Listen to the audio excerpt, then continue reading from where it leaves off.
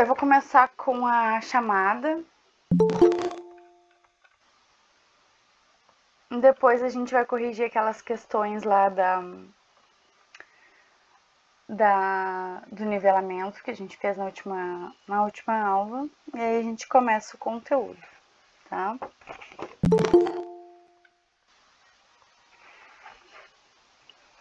Ana Luísa.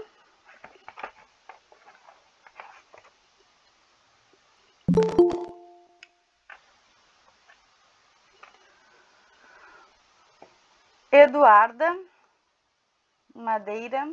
Aqui. Eduarda Landa. Aqui. Érica. Aqui, Sora. Fernando. Eu. Gabriel. Eu. Graziele. Aqui. Guilherme. Eu. Henrique. Isabelle.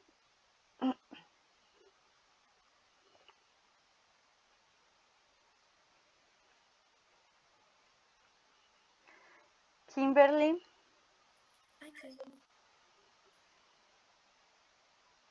Leandro. Aqui. Linda. Aqui. Maria Fernanda.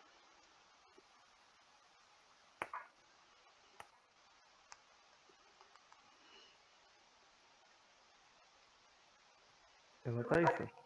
Pois é. Murilo. Aqui, Sora. Guimarães. Murilo Pereira. Eu.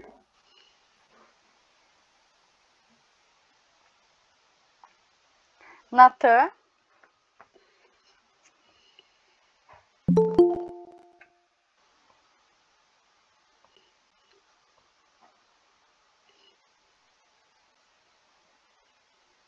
Nicole.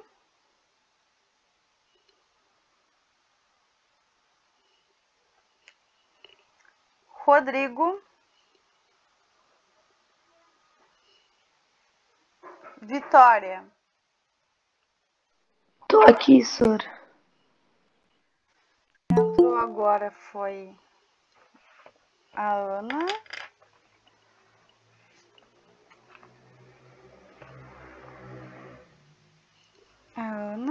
A Isabelle. Isabelle, liga a câmera, não estou te vendo. E o Rodrigo? Pessoal, liguem as câmeras, por favor. Não estou vendo vários de vocês.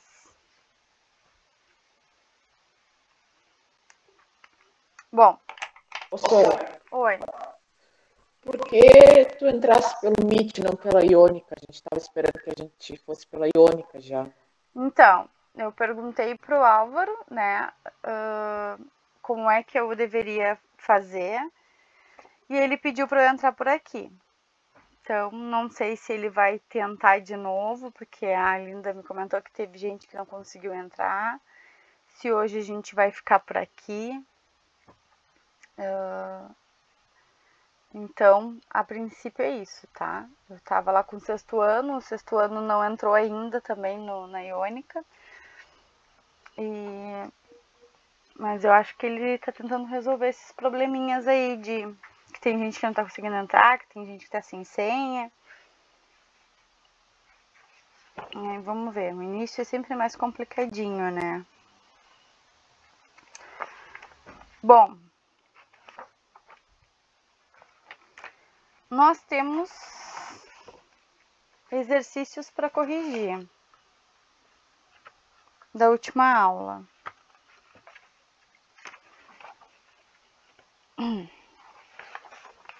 Exercício que ainda é nivelamento, no caso. Isso, do nivelamento. Sora, Oi. tu tinha pedido pra gente mandar as fotos do caderno e já com os exercícios feitos. Só que quando eu fui ver, eu não tinha respondido a última. Eu Não, não sei. não tem problema.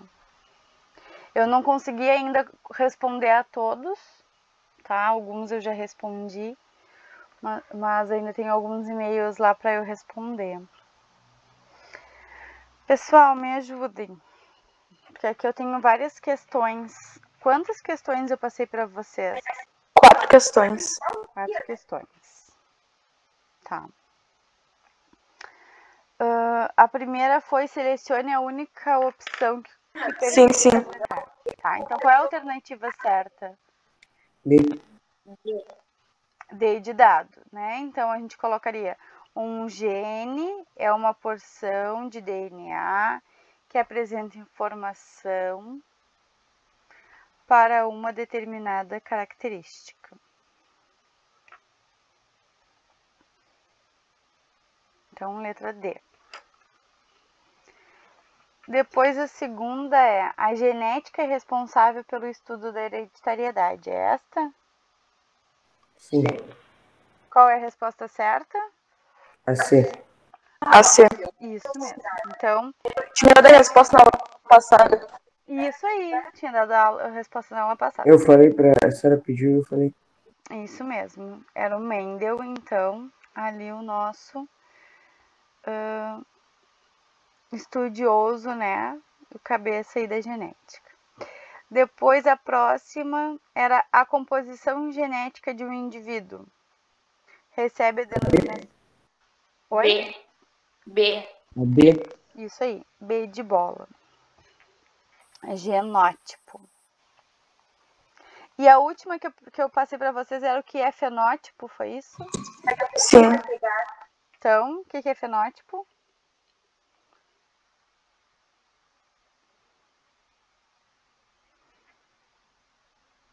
Que silêncio. Eu coloquei assim. Características físicas dos seres vivos.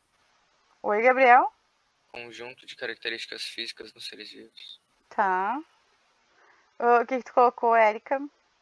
Eu coloquei reunião das características particulares ao indivíduo que podem ser visíveis, detectadas, manifestação perceptível do genotipo, conjunto das particularidades que caracterizam uma bactéria ou um vírus. Tá. Então, a gente podia colocar... Tá certo a tua resposta. A gente poderia colocar. É o conjunto de características decorrentes da ação do genótipo. Né? Então, o fenótipo é o que a gente enxerga por fora, né? Então, é aquilo que eu falei pra vocês, é a cor de cabelo, cor de olho, cor da pele. E a gente só enxerga porque tem um genótipo lá que faz isso acontecer, tá? Então, é um conjunto de características decorrentes da ação de um genótipo, que é o gene. Bom, como é que a gente vai seguir agora com o livro, tá? Primeiro nós vamos pegar o livro, vamos ver o conteúdo a partir do livro. Depois eu vou pegar ali o quadro e vou passar um pequeno resuminho para vocês, tá? Sobre os pontos um pouquinho mais importantes deste conteúdo. Até para auxiliar aí o pessoal que ainda está sem livro, tá? Então, quem está sem livro e não conseguiu entrar na Iônica, eu não sei se vocês ficaram com alguma senha provisória. Quem está sem livro? Não tem senha. Tá. Então, acompanhem a conversa, tá? E aí, depois eu passo o resumo para todo mundo. Bom, peguem ali o módulo 1, capítulo 1, aquele que é o estudo da vida.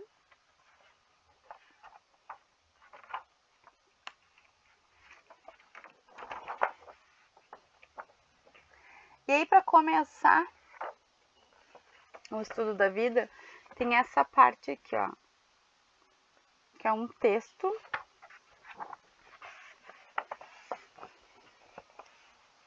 E no final tem uma questão para vocês fazerem. Então eu vou ser boazinha, eu vou ler, porque tem gente que não tem o livro. E aí depois vocês respondam. Podem responder no caderno, porque não tem espaço aqui, tá? Então, vamos lá. No final do século XIX e início do século XX, as doenças tropicais que afetavam certas regiões do globo eram vistas como empecilho para a exploração, a ocupação e o desenvolvimento destes locais. No Brasil, dessa época, não era diferente. A malária, por exemplo, foi considerada um entrave para o desenvolvimento da nação. Em Santos, litoral de São Paulo, a doença foi responsável pela paralisação das obras no porto, dada a quantidade de operários afetada. Com o intuito de buscar uma solução para o problema, o médico e sanitarista Oswaldo Cruz, então diretor do Instituto Soroterápico Federal, atual Instituto Oswaldo Cruz, no Rio de Janeiro, enviou para Santos, no ano de 1905, um dos seus promissores estudantes, Carlos Justiniano Ribeiro Chagas. Chegando lá, Carlos Chagas adotou, entre outras medidas, o combate ao mosquito transmissor da malária, controlando a doença entre os operários. O sucesso do seu trabalho em Santos garantiu-lhe um convite em 1909 para trabalhar no vilarejo de La Sance, norte de Minas Gerais, no controle da malária, que afetava os operários da via férrea central do Brasil. Foi neste vilarejo que Carlos Chagas conheceu o inseto barbeiro. Um engenheiro da ferrovia mostrou-lhe um inseto e alertou que esse organismo era frequentemente encontrado em casas de pau a pique da população pobre afetada pelo bócio. Curioso, Chagas passou a estudar o barbeiro em suas horas vagas, num laboratório improvisado num vagão de trem. Aconteceria aí uma descoberta científica sem precedentes nos anais da medicina. Sozinho, ele descobriu uma nova doença. Seu agente causador, aí ele diz o Trypanosoma cruzi. Seu agente transmissor ainda descreveu a sua fisiopatologia. Então, ali, o inseto era o hospedeiro intermediário, né? O agente causador da doença era o Trypanosoma cruzi, tá? E aí embaixo tem uma pergunta. Como você, no lugar de Carlos Chagas, conduziria uma pesquisa para comprovar que o barbeiro era mesmo transmissor da doença? Olha que complexo.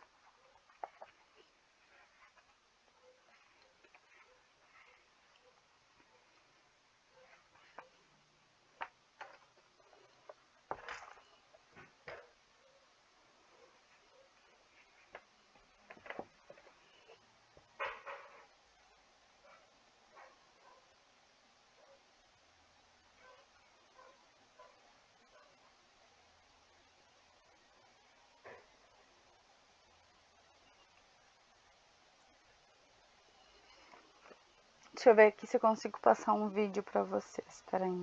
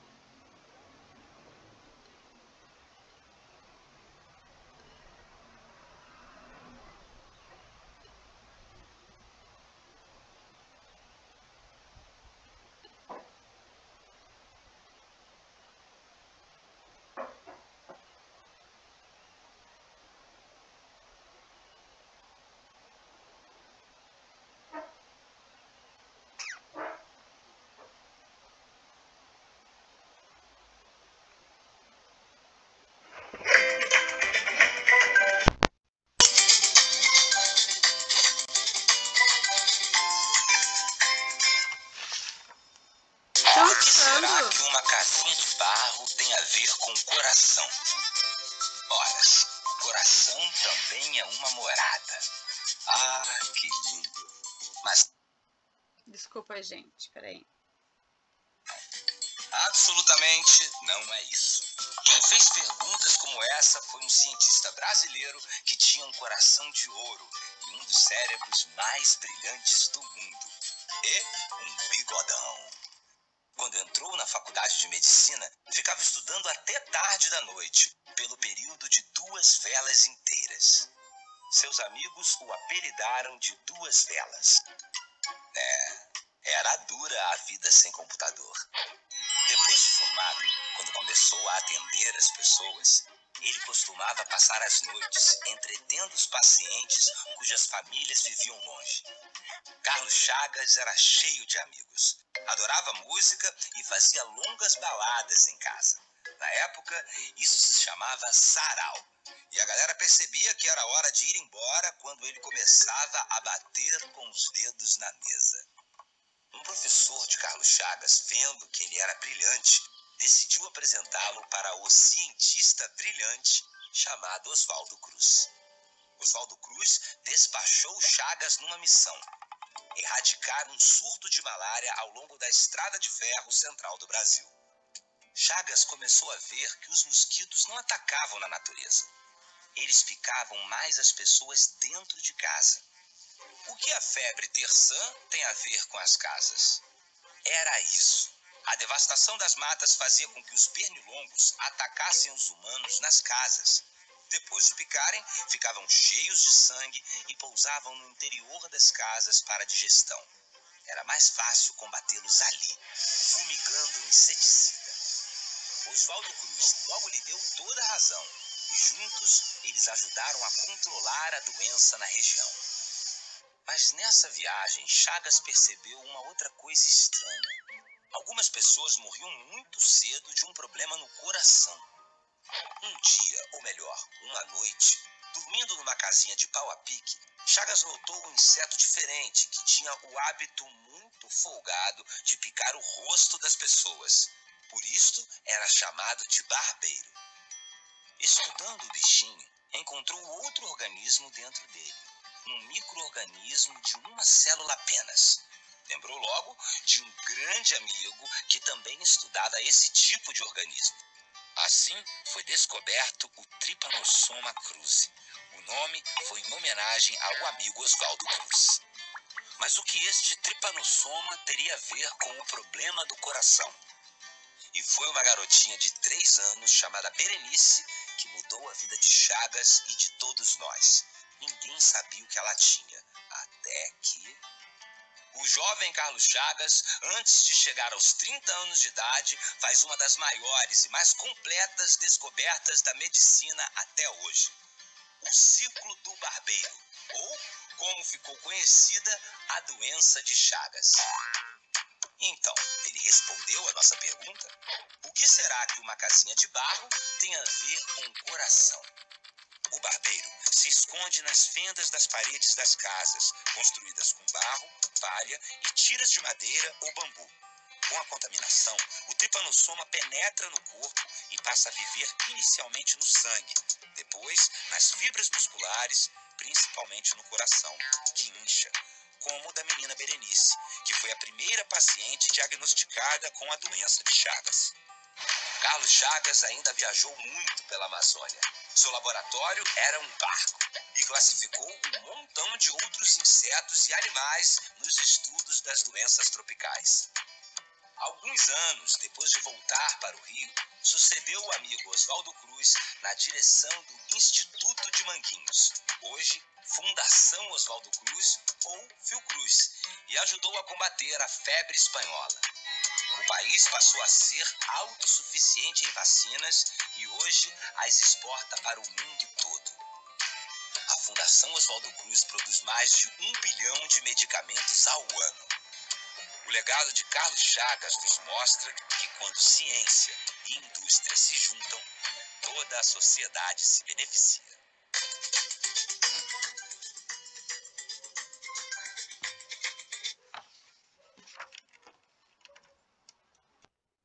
E aí, pessoal, conseguiram ouvir o videozinho? Sim? Sim. Até que sim. E aí, agora vocês Sim. descobriram como é que a Fiocruz foi fundada? Viram? Que legal. Bom, ali estava falando para nós no vídeo, né, além de contar um pouquinho da vida do Chagas, como ele descobriu que o barbeiro causava, né, na realidade não era o barbeiro, era o Trypanosoma cruzi, causava essa doença bem problemática, vamos dizer assim, né? E aí ali tem a pergunta de como você conduziria a pesquisa para comprovar que o barbeiro era mesmo o transmissor da doença. O que vocês acham? Como vocês acham que foi feita essa pesquisa, ou como vocês acham que deveria ser feita para descobrir que dentro do barbeiro tinha lá um parasita que passava a doença para as pessoas? Hoje em dia a gente tem vários outros, né? A gente tem aqui a chikungunya, não vou me lembrar o nome, a dengue, que também é assim, é através do mosquito que a doença chega na gente, mas não é o mosquito que é o causador da doença, ele carrega. Então, como é que vocês acham que isso acontece? Como é que vocês acham que o Chagas descobriu que era o barbeiro que causava lá a transmissão do parasita?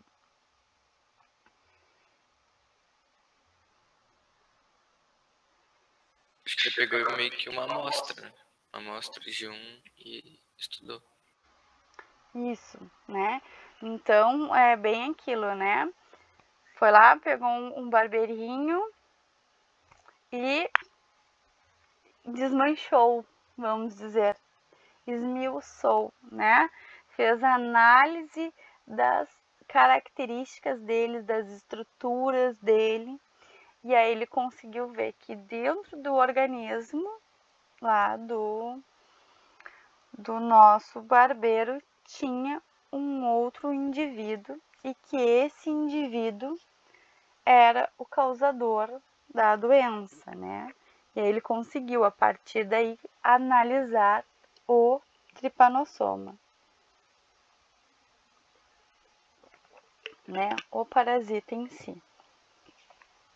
Bom, depois ali do ladinho, ó, depois ali do ladinho, tem falando sobre o enigma do prêmio Nobel, né? Do Chagas.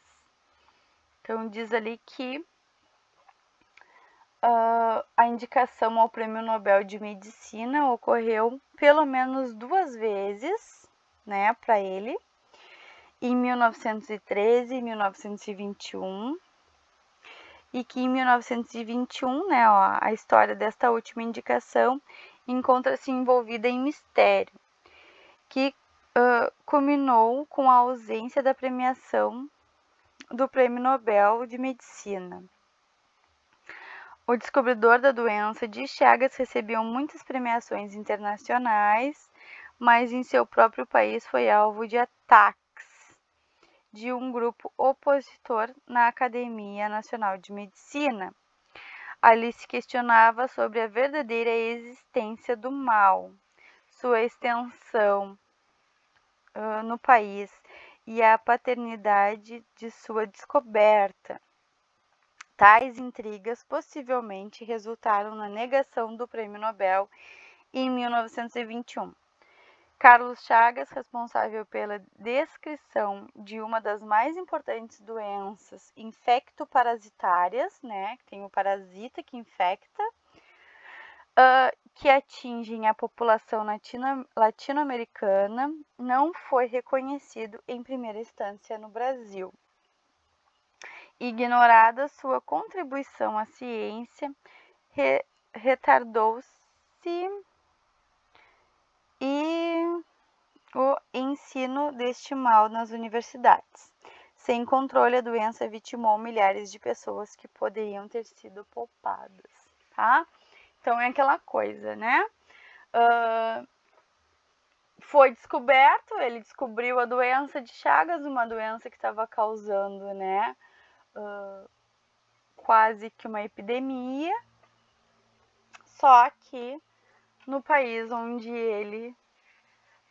de onde ele vinha, né, que é o Brasil, não acreditaram nele, tá? A gente sempre vai ter os opositores, sempre, tá? Em toda descoberta científica sempre vai ter as pessoas que são opostas àquilo ali, né? Professora, Oi. foi por esses acontecimentos que o Brasil era respeitado nesse negócio da ciência e etc, essas coisas assim. Sim, sim. O Instituto Fiocruz, né? E o Instituto Butantan, eles sempre foram vistos por todo o mundo como os principais, né, formadores de vacina, né, os produtores das vacinas, né. E o Brasil, tá, pode ir. E o Brasil, ele era, assim, o exemplo com relação à vacinação, né, que era um país onde todas as pessoas tinham a consciência de se vacinar, tinham essa responsabilidade, né, diria social, pelo fato das transmissões, de se vacinarem e esse respeito, né? Nossas instituições sempre foram muito respeitadas lá fora, né? Não vamos entrar no mérito de agora, porque aí vai dar uma discussão horrorosa, né? Mas aqui mostra pra gente que a Fiocruz, por exemplo, ela não nasceu ontem, né? Ela vem no ramo da pesquisa e da formação de vacinas e nessas análises desde muito tempo atrás, né? Então, são instituições que com certeza, né, não vão fazer coisa errada para perder o seu mérito, né, na sociedade. Bom, alguém quer falar alguma coisa? Não? Bom, então vamos ali. Gente, mexam aí no computadorzinho de vocês, no celular. Tem muita gente com a câmera desligada, por favor. Ó, pra mim.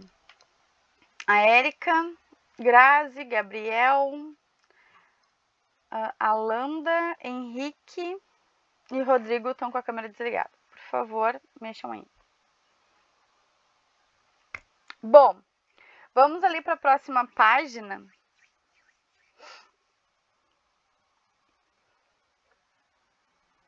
A minha intenção não é a gente ficar lendo o conteúdo, tá? A minha intenção é ir explicando para vocês conforme o passar das páginas. E aí vocês leem o conteúdo e marquem o que vocês acharem importante depois, porque a gente vai fazer as questões, tá? Então, qual é a intenção? Vou explicar o conteúdo para vocês, quero a participação de vocês. Se tiverem dúvidas, se tiverem algo que vocês acreditam que é importante acrescentar, podem me parar, falar comigo. E aí depois a gente faz um resuminho, tá? Bom, então ali, ó, na primeira página, na 6, fala sobre a definição de vida, né? E aí a primeira coisa que tem ali é o que é biologia, né? Então, e aí? Sem ler, o que vocês acham que a biologia estuda?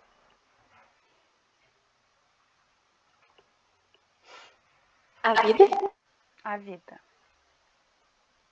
A vida, as características, né, dos humanos, né? Isso aí. Né? Então, a biologia ela é o estudo da vida, né? Então, tudo que tem a ver com a vida, a biologia estuda, né? Então, Então, que nem a Grace falou, as características, a fisiologia, as estruturas, os nomes, tudo isso está incluído ali no estudo da vida, ok? Então, tudo que ali, ó, ainda diz assim, ó, o que é vida, né? Aí tem a pergunta, tá, mas o que é vida? Vida é tudo que respira, tudo que se move, tudo que se reproduz. O que vocês acham que é vida?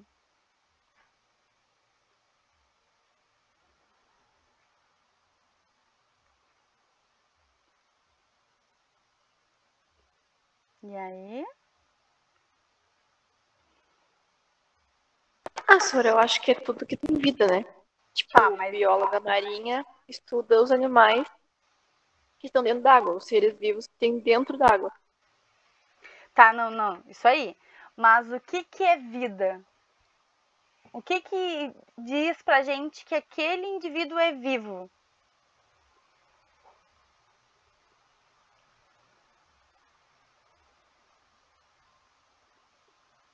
O organismo dele? O organismo? Tudo que se reproduz. Tudo que se reproduz? Então aí, aqui a gente entra numa estrutura bem complexa, tá? Bom, na realidade, a principal característica do indivíduo, né, para ser considerado vivo, seria possuir célula, tá? Possuir uma célula e a partir dessa célula ter todas as características, né? Todos, que agora a gente vai ver mais esmiuçadinho, seria conseguir se reproduzir, conseguir gerar energia, seria conseguir manter a sua espécie, tá? Então, seria assim. Aí eu faço uma pergunta para vocês. Vírus tem célula?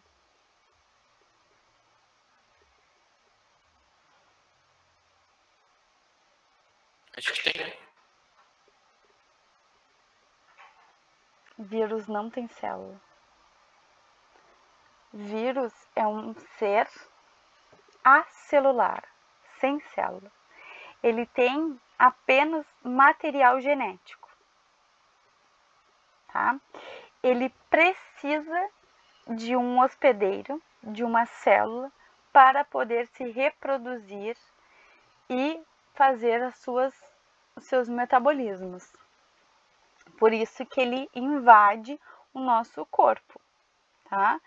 Ele é um parasita obrigatório, ele não consegue viver sem estar numa célula, né? Aí a gente entra numa discussão.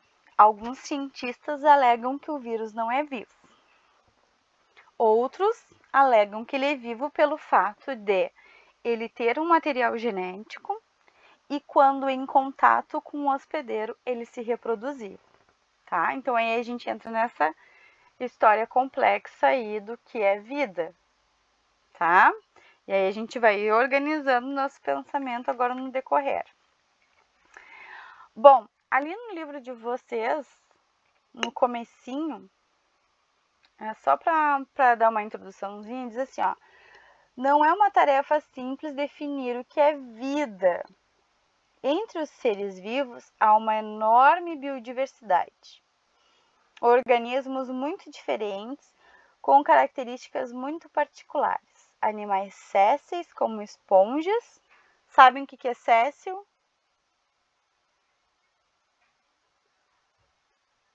Ok. E aí, sabe o que é céssio? Céssio é fixo, tá? Seres vivos que são fixos num lugar. Eles não saem daquele lugar, ok? Uma árvore, por exemplo, tá? Aqui deram um exemplo das esponjas. Bactérias que vivem em ambientes extremamente quentes, como os geysers. Plantas que vivem em solos com poucos nutrientes. Então, olha só.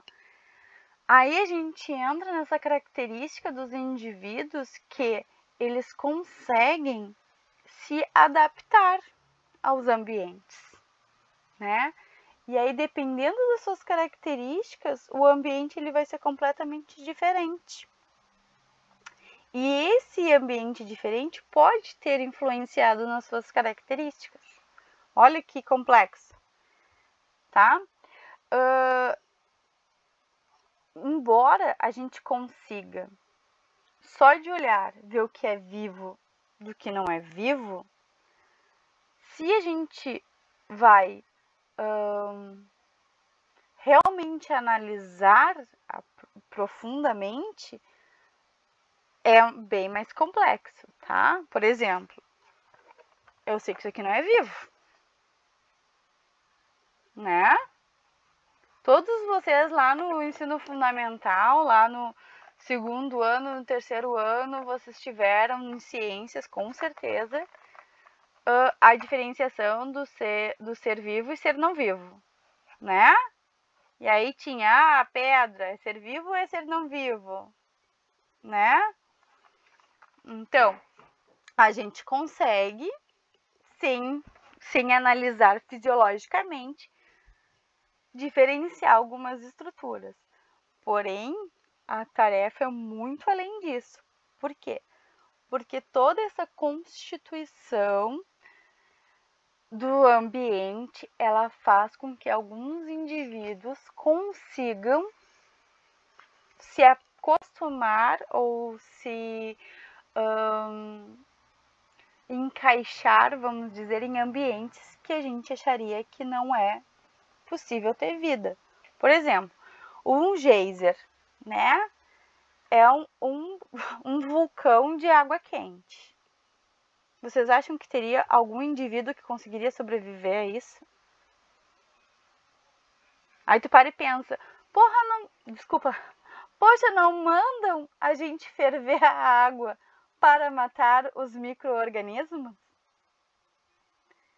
E aí, adianta? Dependendo do ambiente, né? Dependendo muito do ambiente. Se a água da nossa torneira, né, só tem aqueles micro-organismos que estão acostumados com aquela temperatura de água, se eu colocar água no fogo, eu vou matar aqueles micro-organismos. Agora, se por um acaso inserir um micro-organismo lá que aguenta altas temperaturas, eu posso ferver e referver que aquele micro-organismo não vai morrer, né? Então, essa análise aí é bem mais profunda do que a gente pensa, né? Bom,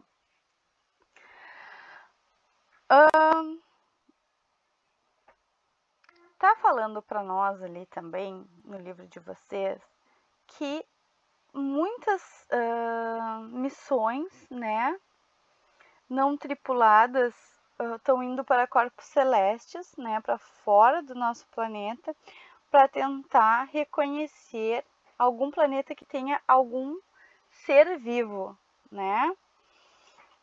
E que aí a gente entra nessa complexidade. Óbvio, tem planetas que são para nós inóspitos, para nós impossíveis de viver. Mas para determinado organismo pode não ser, tá? Então aí a gente começa a analisar as características de um ser vivo e um ser não vivo. Bom, se quiserem me parar, me parem, tá? Vamos ali para a página 7. Que aí aqui a gente vai começar a analisar características de seres vivos. O que um ser vivo possui para a gente conseguir distinguir. Ah, esse daqui é ser vivo. Ah, não, esse aqui não é ser vivo. E a primeira coisa é a composição química, tá? Então, todos os seres vivos, dependendo da sua característica, é claro, vão ter substâncias que são elementos químicos que são importantes para a sua existência, tá? A quantidade vai depender do indivíduo, vai depender da espécie, tá? Mas nós temos substâncias químicas que são extremamente importantes para a vida dos indivíduos, ok? Então, ali mostra para nós, ó, que o que é essencial num ser vivo, né, de elemento químico, para ele conseguir estar vivo. Carbono, oxigênio, hidrogênio, nitrogênio, fósforo e enxofre. Esses são os principais. É claro que nós temos vários outros elementos químicos que fazem parte dessa estrutura, tá? E aí, como eu já falei para vocês, dependendo do ser, pode vir em maior quantidade ou em menor, tá? E aí a gente tem a diferenciação de substâncias orgânicas e substâncias inorgânicas. Vocês sabem fazer essa diferenciação? Sem ler o livro, né? Sabem me dizer o que é uma substância orgânica e o que é uma substância inorgânica? Não, Sofia. Ninguém se atreve aí? Bom, as substâncias orgânicas são aquelas que têm carbono na sua constituição, tá? Então, quando a gente vai lá olhar uma molécula química, as substâncias orgânicas são todas as que têm carbono, tá? Carbono e hidrogênio. Então, são estruturas, são moléculas químicas que vão formar as proteínas do nosso corpo, vão formar os lipídios, vão formar os carboidratos, vão formar os ácidos nucleicos. O que são os ácidos nucleicos? Os constituintes lá do nosso DNA, tá? Que a gente vai ver depois mais, né, profundamente, o que são eles, como é que eles se constituem. Mas as substâncias orgânicas são aquelas que são imprescindíveis para a constituição do organismo, de uma forma geral, tá? Onde é que a gente tem proteína? Pô, a gente tem proteína nos nossos músculos, por exemplo. Nem falo do DNA, tá? Lipídios. Lipídios são as nossas gorduras, elas estão aí para produzir energia para o nosso corpo, tá? Então, aí aqui, ó, são todas as constituintes do nosso corpo. As substâncias inorgânicas são água e sais minerais. Então, são todas as substâncias que não têm a combinação de carbono e hidrogênio, tá? Então, falando assim quimicamente, substâncias inorgânicas não tem essa combinação de carbono e hidrogênio. Pode ter hidrogênio? Pode, porque na água tem hidrogênio, mas não tem o carbono, tá? Então, não tem essa ligação, carbono e hidrogênio. Então, a maior diferença quimicamente falando é substâncias orgânicas têm carbono e hidrogênio, obrigatoriamente. E inorgânicas não têm carbono e hidrogênio juntos, tá? E aí a gente tem a água e os sais minerais, que são essenciais para o nosso corpo, para todos os seres vivos, né? A água, dependendo do ser vivo, dependendo do ambiente em que ele está inserido, em maior quantidade ou menor. Mas todos os indivíduos têm água na sua constituição, tá? E todas as nossas funções químicas, todas as nossas quebras químicas, que a gente vai ver adiante, produzem água, né? Até a quebra de um alimento vai produzir água, tá? Então, é essencial. Então, essa composição química contendo substâncias orgânicas e inorgânicas é uma forma da gente ver se o indivíduo é vivo ou não, tá? Se tem vida ou não. Ali para vocês tem uma representação de uma molécula, ó, de ácido ólico, né? Encontrada em diversos vegetais. E aí as esferas pretas apresentam o carbono, as brancas o hidrogênio e as vermelhas o oxigênio, tá? Então, só para a gente ter essa ideia dessa constituição. E aí aqui a gente tem uma substância orgânica, ok? Depois a presença de célula. Então, aquilo que eu falei para vocês, né? Todo o ser vivo precisa de uma célula. A célula é o constituinte fundamental para o nosso corpo. Eu comparo a célula com um tijolo da nossa casa, tá? A parede aí da casa de vocês, né? Para a parede ficar do tamanho que é, não teve que o pedreiro ir lá e colocar um tijolinho, um de cada lado e colar com massa, com cimento, né? O nosso corpo é assim. O nosso corpo é um tijolinho pertinho do outro coladinho. Coladinho com o quê? Com matriz intersticial, tá? Então, o nosso cimento é essa matriz que cola uma célula na outra. Então, o nosso corpo é igual à parede da nossa casa. Para a gente ter a parede do tamanho que a gente precisou de tijolo, que é o principal, o que constrói, o que constitui a parede, e o cimento. E o nosso corpo é todo assim, a célula e a matriz, tá? E aí, a partir da célula, que a gente tem a formação de todos os nossos tecidos e órgãos, ok? Bom,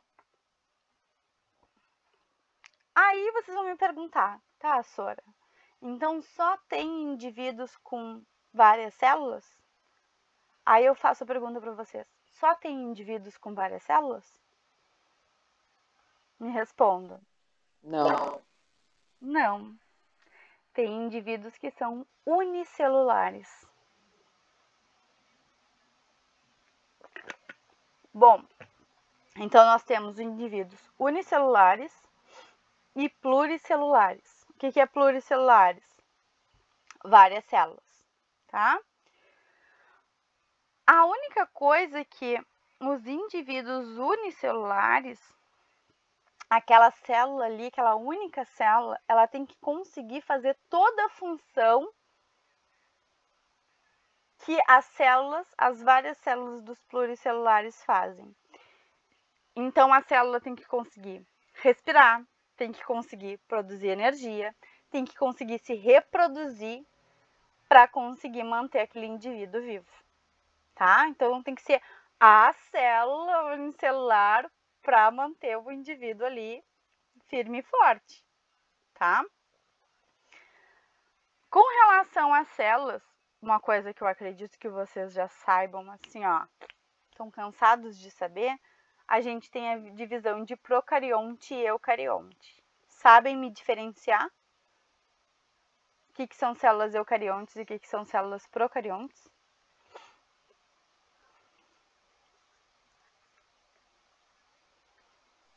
Sora, eu não me lembro agora, eu não quero olhar no livro, mas se eu não me engano, uma tem núcleo e a outra não, né?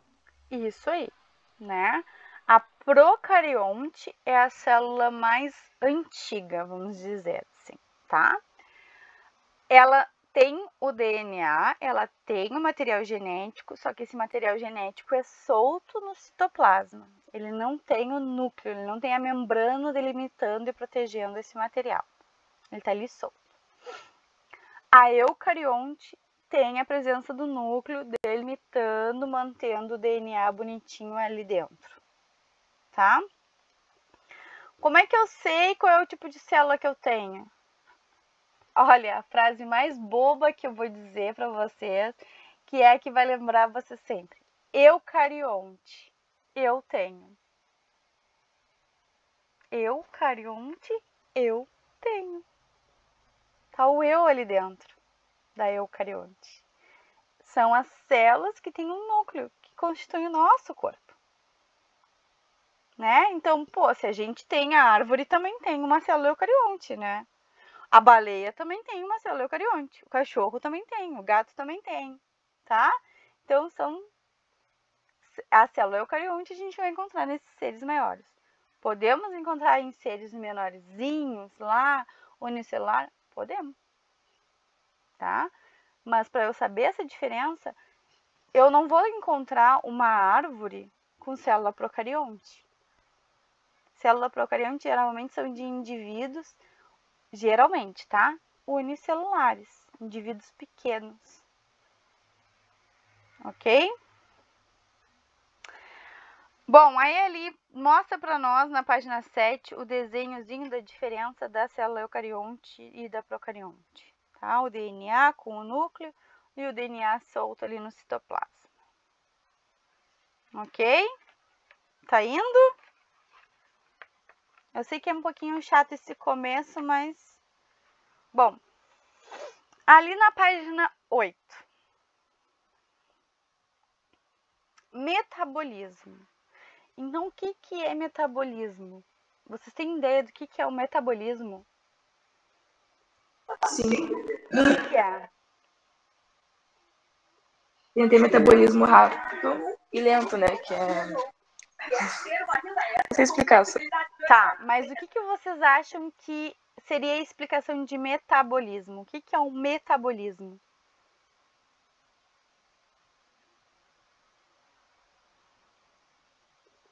Tipo, transformações, eu não sei se é essa palavra, mas... Tipo, acho que é isso. Isso aí. Transformações químicas. E perfeito. Então, metabolismo são todas as transformações químicas que o indivíduo faz. Todas. Transformação para respirar, transformação do alimento, todas as transformações químicas que tem no nosso corpo é um metabolismo. Então, quando eu tô aquecendo o corpo e acabo suando, é uma transformação química. Quando eu estou respirando, fazendo essa troca gasosa, transformação química. Digestão, transformação química, tá? Então, todas as transformações, as mudanças nas estruturas químicas que tem dentro do nosso corpo é um metabolismo, tá? E aí, aqui nesse livro de vocês, tem um exemplo da fotossíntese, o exemplo da ingestão de alimentos lá pelo elefante e a excreção, né? Que é a liberação ali dos restos. E aí, a gente tem duas palavras que talvez vocês não conheçam, porque fotossíntese, ingestão, excreção, a gente tá careca de saber. Aí tem duas palavras, catabolismo e anabolismo. Já ouviram falar? Bom, então ali tá mostrando para nós, começando o desenho ali, a estrutura de vocês, as substâncias inorgânicas, né, entrando no corpo lá da árvore, das plantas, e a formação da fotossíntese. A fotossíntese é o quê? Sol, água, sais minerais, gás carbônico, entrando tudo ali na planta e fazendo a festa. Bom, quando eu tenho essa união de pequenas substâncias químicas para se modificarem, se transformarem lá para formar glicose, que é a energia do corpo, a gente tem uma dessas coisas, ou catabolismo ou anabolismo. Quando a gente pega essa estrutura, por exemplo, a arvorezinha lá, o elefante está lá comendo a arvorezinha, e ele vai fazer a quebra desse alimento para produzir a sua glicose, a gente tem uma dessas estruturas, tá? Então, olha só. Catabolismo. Vou ler para vocês. Quem gosta de marcar e quer marcar, pode marcar. Moléculas orgânicas formadas pela fotossíntese são quebradas em compostos inorgânicos, num conjunto de reações que geram energia. Tá? Então, o catabolismo, eu pego uma estrutura química grande e quebro ela em estruturas menores.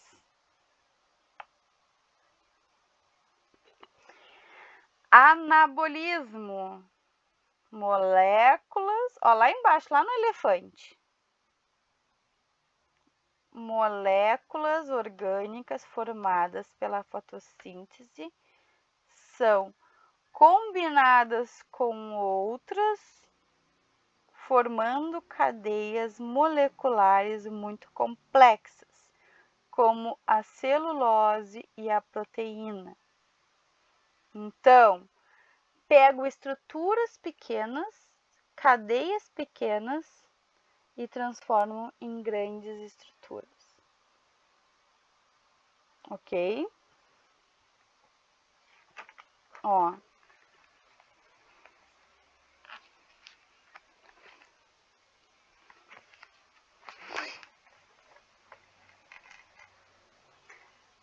Vou explicar de uma forma bem simples que está no resumo que eu vou passar para vocês. Catabolismo, decomposição. Quando eu pego estruturas químicas e decomponho e desmancho elas para produzir energia. Anabolismo, síntese, formação. Pego estruturas pequenas e transformo em uma substância complexa. Tá? Ou seja, são 10 horas, né? Ok. Então, pessoal, podem ir para o intervalo. 10h15 a gente retorna aqui na página 9. Ok? Tchau, Sora. Tchau.